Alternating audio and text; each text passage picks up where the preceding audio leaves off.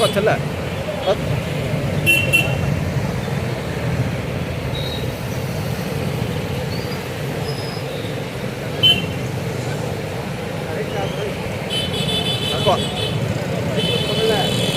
ಗಾಡಿ ಕಲ್ತಿದ್ದೀನಿ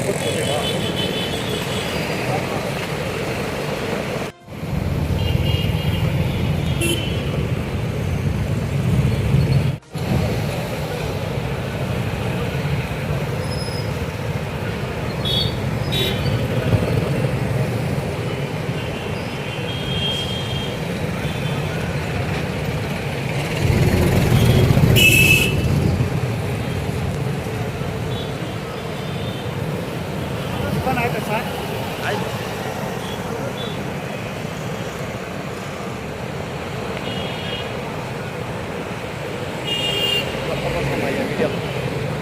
जबरदस्त है ये वीडियो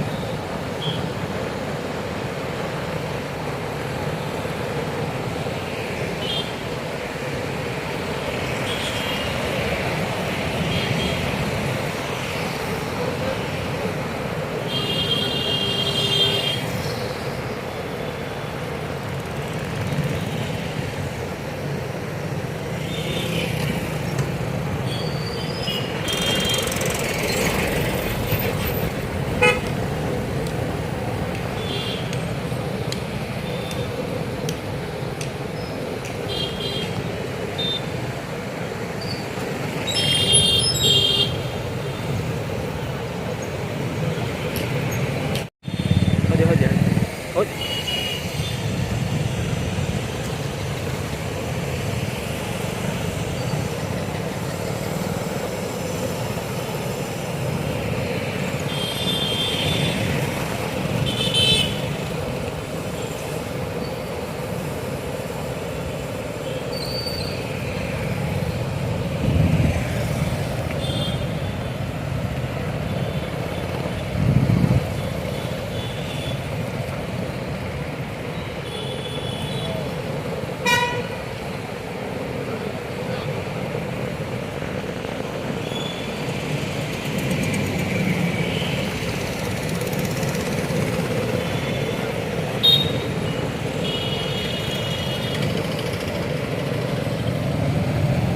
चलो चलो चलो चलो चलो चलो चलो चलो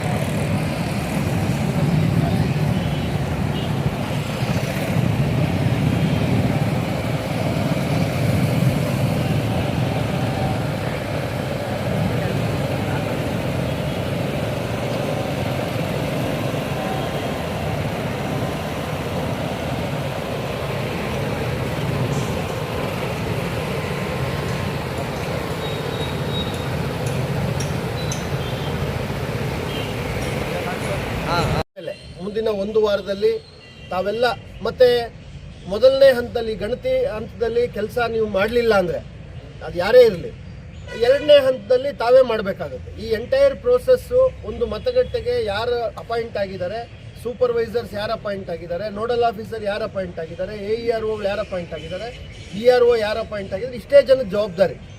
ಹಾಗಾಗಿ ತಾವು ಈ ಹಂತದಲ್ಲಿ ಸುಲಭವಾಗಿ ಮಾಡಲಿಲ್ಲ ಅಂದರೆ ಮುಂದಿನ ಹಂತಗಳಲ್ಲಿ ಮನೆ ಮನೆಗೆ ಹೋಗಿ ನೋಟಿಸ್ ಕೊಡಬೇಕು, ಅವ್ರ ಹತ್ರ ಎಲ್ಲ ದಾಖಲೆಗಳನ್ನು ಕಲೆಕ್ಟ್ ಮಾಡಬೇಕು, ಅವ್ರನ್ನ ವಿಚಾರಣೆ ಕರ್ಕೊಂಡು ಹೋಗಬೇಕು. ಈ ನಿಮ್ಮ ಜವಾಬ್ದಾರಿ 4 ಪಟ್ಟು ಜಾಸ್ತಿ ಆಗಿ ಹೋಗ್ಬಿಡು. ಈಗ 5 ನಿಮಿಷದಲ್ಲಾಗೋ ಕೆಲಸ ಮುಂದೆ 2 ಗಂಟೆ ಆದರೂ ಒಬ್ಬೊಬ್ರಿಗೆ ನೀವು 1 ಅವರ್ ಸ್ಪೆಂಡ್ ಮಾಡಬೇಕಾಗುತ್ತೆ. ಸೊ ಇದು ಮಾಡೋದು ಬೇಡ ಅಂತಲೇ ನಾವು ಈಗ ತಮಗೆ ಎಲ್ಲ BLOಗಳಿಗೂ ಅರಿವನ್ನು ಮೂಡಿಸಿ, ನಾಗರಿಕರಿಗೂ ನೀವು ಅರಿವನ್ನು ಮೂಡಿಸಿ, ನಾಗರಿಕರಿಗೂ ಕೂಡ ಭಾಳ ಸುಲಭವಾದಂಥ ವಿಧಾನ ಇದು ನೋಂದಣಿ ಮಾಡ್ಕೊಳ್ಳಿಕ್ಕೆ. ಅವ್ರಿಗಿಂದ ಯಾವ ದಾಖಲೆನೂ ನಾವು ಕೇಳಲ್ಲ. ಅವರು ಎಲ್ಲಿ 2002ರಲ್ಲಿ ಎಲ್ಲಿದ್ರು ಏನು ಅಂತೇಳಿ ನಾವೇ ಮಾಹಿತಿ ಕೊಡ್ತೀವಿ. ಅವ್ರು ಜಸ್ಟ್ ಫಿಲ್ ಮಾಡಿ ಒಂದು ಸಿಗ್ನೇಚರ್ ಹಾಕಿ ಆ ನಮೂನೆಯನ್ನು ಮಾತ್ರ ನಮ್ಗೆ ವಾಪಸ್ ಕೊಡೋ ಅಂಥದ್ದು. ಸಾಕಷ್ಟು ಕಡೆಗಳಲ್ಲಿ ಸೂಚನೆ ಕೊಟ್ಟಿದ್ದೀವಿ. ನಾಗರಿಕರಿಗೆ ಅದನ್ನು ನಮೂನೆ ತುಂಬಲಿಕ್ಕೆ ಎಲ್ಲ ರೀತಿಯ ಸಹಕಾರವನ್ನು ನಮ್ಮ BLOಗಳೇ ಕೊಡಬೇಕು ಅಂತ ಕೂಡ ಸೂಚನೆ ಕೊಟ್ಟಿದ್ದೀವಿ. ಹಾಗಾಗಿ ನಾಗರಿಕರು ಒಂದು ಸಹಿ ಮಾಡೋದೊಂದಷ್ಟು ಅವ್ರದ್ದು ಜವಾಬ್ದಾರಿ ಇರುತ್ತೆ, ಬಿಟ್ಟರೆ ಉಳಿದೆಲ್ಲ ಜವಾಬ್ದಾರಿಗಳನ್ನು ನಮ್ಮ BLOಗಳೇ ತಗೊಳ್ಳೋದ್ರಿಂದ, BLO ಸೂಪರ್ವೈಸರ್ಸು ನೀವೆಲ್ಲ ಕೂಡ ಇದನ್ನು ಮೇಲುಸ್ತುವಾರಿ ಮಾಡೋದ್ರಿಂದ ಈ ಹಂತವನ್ನು ಸುಲಲಿತವಾಗಿ ಮಾಡಬೇಕು ಅನ್ನೋ ಮಾತು. ಜೊತೆಗೆ ಅಂತಿಮವಾಗಿ ಮತ್ತೊಮ್ಮೆ ನೀವೆಲ್ಲ ಭಾಳ ಬದ್ಧತೆಯಿಂದ, ಭಾಳ ಶ್ರದ್ಧೆಯಿಂದ, ನಿಷ್ಠೆಯಿಂದ ತಾವು ಈ ಒಂದು ಪ್ರಜಾಪ್ರಭುತ್ವದ ಮೂಲ ಅಡಿಪಾಯ ಮತದಾನ, ಆ ಮತದಾನದ ಮೂಲ ಅಡಿಪಾಯ ಸುಭದ್ರವಾದಂಥ ಪಾರದರ್ಶಕವಾದಂಥ ಮತದಾರರ ಪಟ್ಟಿ. ಸೊ ಅದನ್ನು ತಯಾರು ಮಾಡಲಿಕ್ಕೆ ಏನು ಹೊಸದಾಗಿ ನಾವು ಮತದಾರರ ಪಟ್ಟಿಯನ್ನು ಈಗ ತಯಾರು ಮಾಡ್ತಾ ಇದ್ದೀವಿ. ಹಾಗಾಗಿ ಇದರಲ್ಲಿರ್ತಕ್ಕಂಥ ಎಲ್ಲ ನ್ಯೂನ್ಯತೆಗಳು ಎಲ್ಲವೂ ಹೋಗೋದ್ರಿಂದ ಇದು ಭಾಳ ಕರಾರುವಾಕಾದ ಮತದಾರರ ಪಟ್ಟಿ ಆಗೋದ್ರಿಂದ ಸೊ ಆ ಕೆಲಸಕ್ಕೆ ನೀವೆಲ್ಲ ಸಹಕಾರ ಮಾಡ್ತಾ ಇದ್ದೀರಾ. ನಿಮ್ಮ ಈ ಸಹಕಾರ ಮತ್ತು ನಿಮ್ಮ ಈ ಪರಿಶ್ರಮ, ಈ ಕೆಲಸ, ಈ ಕಾರ್ಯ ಮುಂದುವರಿಲಿ. ತಮ್ಮೆಲ್ಲರಿಗೂ ನಾನು ಜಿಲ್ಲಾಡಳಿತದ ವತಿಯಿಂದ ಜಿಲ್ಲಾ ಚುನಾವಣಾಧಿಕಾರಿಯಾಗಿ ಅಭಿನಂದನೆಗಳನ್ನು ಕೂಡ ಸಲ್ಲಿಸ್ತೇನೆ. ತಾವೆಲ್ಲ ಸ್ವಲ್ಪ ಸಕ್ರಿಯವಾಗಿ ತಮ್ಮನ್ನು ತಾವು ತೊಡಗಿಸ್ಕೊಳ್ಬೇಕು, ಇತರರಿಗೆ ಪ್ರೇರೇಪಿಸಬೇಕು. ಆ ನಿಟ್ಟಿನಲ್ಲಿ ಪ್ರಕ್ರಿಯೆ ಇದು ಕಳೆದ 24 ವರ್ಷಗಳ ಮತದಾರರ ಪಟ್ಟಿ ಏನಿತ್ತು, 24 ವರ್ಷಗಳಿಂದ ನಾವು ಮತದಾರರ ಪಟ್ಟಿನ ಪರಿಷ್ಕರಣೆ ನಿರಂತರ ಮಾಡಿ 16/6/26ಕ್ಕೆ ಒಂದು ಮತದಾರರ ಪಟ್ಟಿ, ಅಂತಿಮ ಮತದಾರರ ಪಟ್ಟಿ ಇತ್ತು.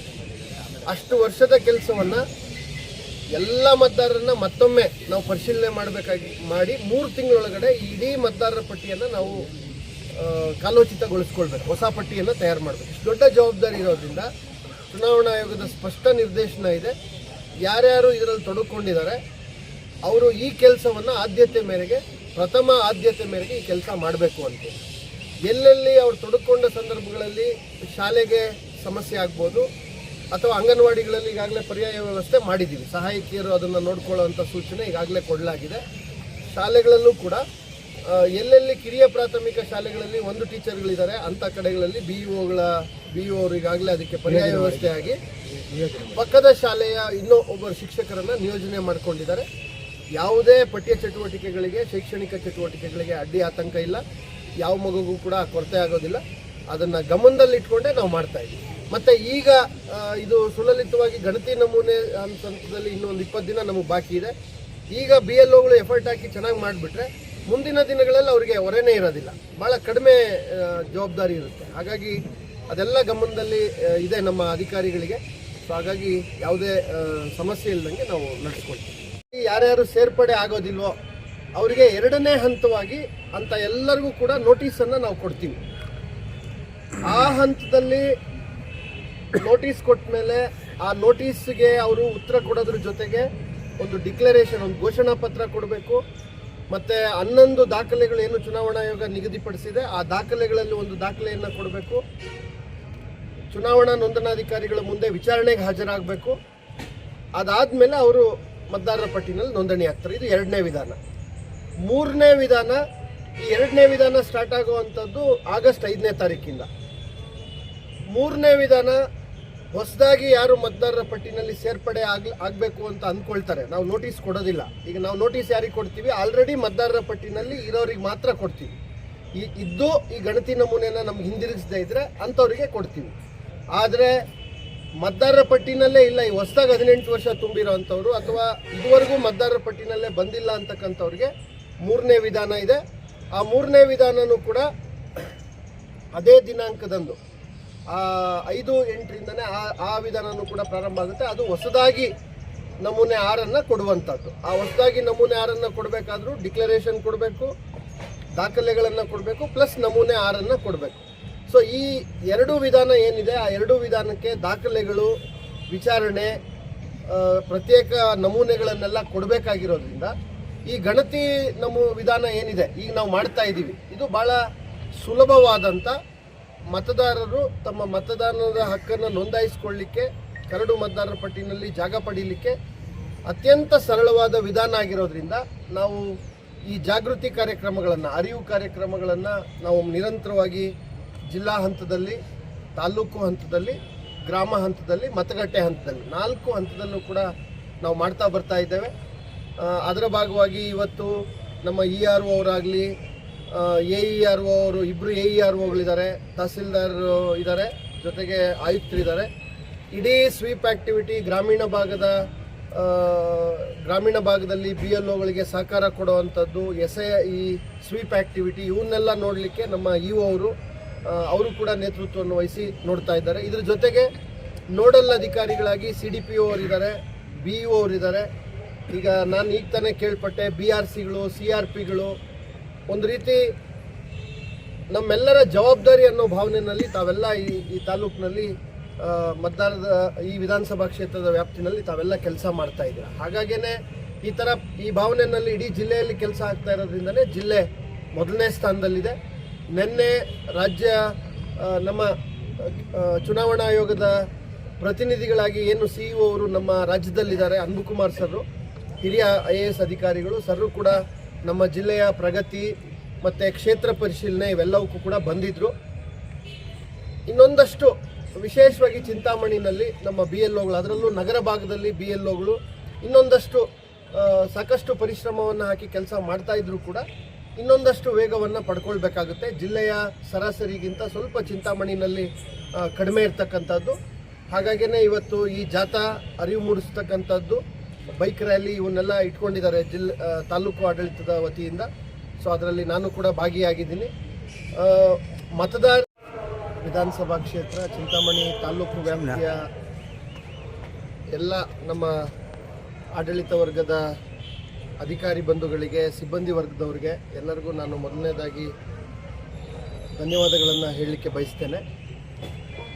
ತಮಗೆಲ್ಲ ಗೊತ್ತಿದೆ, ಚುನಾವಣಾ ಆಯೋಗ SIR ಸ್ಪೆಷಲ್ ಇಂಟೆನ್ಸಿವ್ ರಿವಿಷನ್ ಸಮಗ್ರ ಪರಿಷ್ಕರಣೆ ಏನಿದೆ, ಈ ಪರಿಷ್ಕರಣೆಯನ್ನು 13 ರಾಜ್ಯಗಳಲ್ಲಿ ಪ್ರಾರಂಭ ಮಾಡಿದ ಮೇಲೆ, ವಿಶೇಷವಾಗಿ ನಮ್ಮ ರಾಜ್ಯದಲ್ಲೂ ಕೂಡ ಪ್ರಾರಂಭ ಮಾಡಿದ ಮೇಲೆ ವಿದ್ಯುಕ್ತವಾಗಿ ಕಳೆದ 30ನೇ ತಾರೀಕು ನಾವು ಮನೆ ಮನೆಗೆ ಭೇಟಿ ಕೊಡುವಂಥ ಒಂದು ಕಾರ್ಯವನ್ನು ಪ್ರಾರಂಭ ಮಾಡಿದ್ದೀವಿ.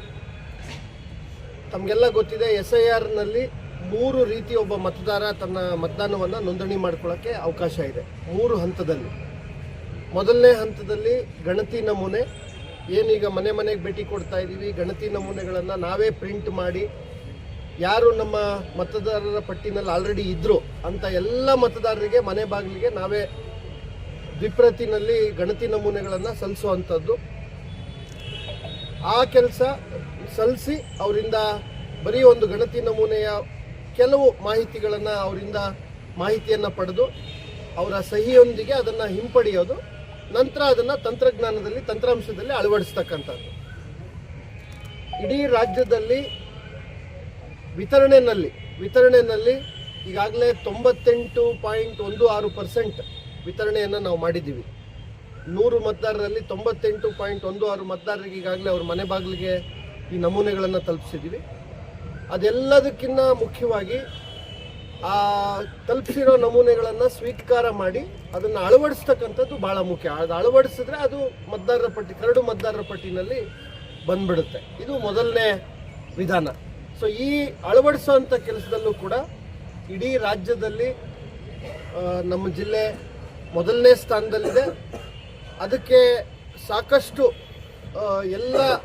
ಇದಕ್ಕೆ ಈ SIRನಲ್ಲಿ ಎಲ್ಲ ಭಾಗಿದಾರರು, ಅದು ಪ್ರಮುಖವಾಗಿ ಮತದಾರರಿರ್ಬೋದು, ಚುನಾವಣಾ ಪಕ್ಷಗಳಿರ್ಬೋದು, ಅವರ ಪ್ರತಿನಿಧಿಗಳಾಗಿ BLA 1, BLA 2ಗಳಿರ್ಬೋದು, ಚುನಾವಣಾ ಪ್ರಕ್ರಿಯೆಯಲ್ಲಿ ಈ SIR ಪ್ರಕ್ರಿಯೆಯಲ್ಲಿ ತಮ್ಮನ್ನು ತಾವು ತೊಡಗಿಸ್ಕೊಂಡು ತುಂಬ ಪರಿಶ್ರಮ ಆಗ್ತಾ ಇರ್ತಕ್ಕಂಥ ನಮ್ಮ ಎಲ್ಲ ಇಲಾಖೆಗಳ ಸಿಬ್ಬಂದಿ ವರ್ಗದವರು, ಅಧಿಕಾರಿ ಬಂಧುಗಳು ಎಲ್ಲರೂ ಇರಬಹುದು, ಮಾಧ್ಯಮ ಸನ್ಮಿತ್ರರಿರ್ಬೋದು, ಅಂತಿಮವಾಗಿ ಈ SIRನ ಏನಂತಾರೆ ಹೃದಯ ಭಾಗವಾಗಿರ್ತಕ್ಕಂಥ ಮತದಾರರಿರ್ಬೋದು.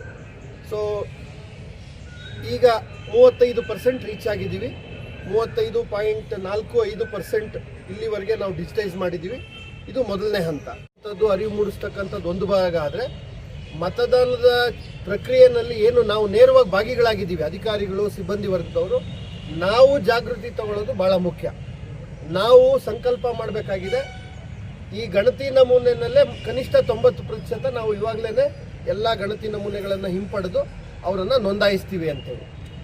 ಈ ಹೋದಂಥ ಸಂದರ್ಭದಲ್ಲಿ ASDD ಅಂತೇಳಿ 4 ಕ್ಯಾಟಗರಿ ಇದೆ. A ಅಂದರೆ ಆಬ್ಸೆಂಟಿ, S ಅಂದರೆ ಶಿಫ್ಟೆಡ್, D ಅಂದರೆ ಡೂಪ್ಲಿಕೇಟ್, ಇನ್ನೊಂದು D ಅಂದರೆ ಡೆತ್. ಈ 4 ಕ್ಯಾಟಗರಿಗಳಲ್ಲಿ ಯಾರಾದರೂ ನಾವು ಮನೆಗೆ ಹೋದಂಥ ಸಂದರ್ಭದಲ್ಲಿ ಶಿಫ್ಟೆಡ್ ಆಗಿದ್ದಾರೆ, ಯಾವುದೋ ಊರಿನಿಂದ ಯಾವುದೋ ಒಂದು ಕೆಲಸಕ್ಕೆ ಅಂತೇಳಿ ಇಡೀ ಕುಟುಂಬ ಬಂದಿತ್ತು, ಮುಗೀತು, 3-4 ವರ್ಷದಿಂದನೇ ಅವ್ರು ಖಾಲಿ ಮಾಡಿ ಹೋಗ್ಬಿಟ್ರು, ಅವರಿಲ್ಲ ಅಂಥವ್ರಿದ್ದಾರೆ. ಆಬ್ಸೆಂಟಿ ವೋಟರ್ಸ್, ಅವ್ರು ಎಲ್ಲಿದ್ದಾರೆ ಅಂತ ಯಾರಿಗೂ ಗೊತ್ತಿಲ್ಲ, ಪಕ್ಕದ ಮನೆಯವ್ರಿಗೂ ಗೊತ್ತಿಲ್ಲ, ಹಿಂದೆ ಯಾವಾಗೋ ಇದ್ದರು ಈಗಿಲ್ಲ ಅವರು, ಅದು 2ನೇ ಕ್ಯಾಟಗರಿ.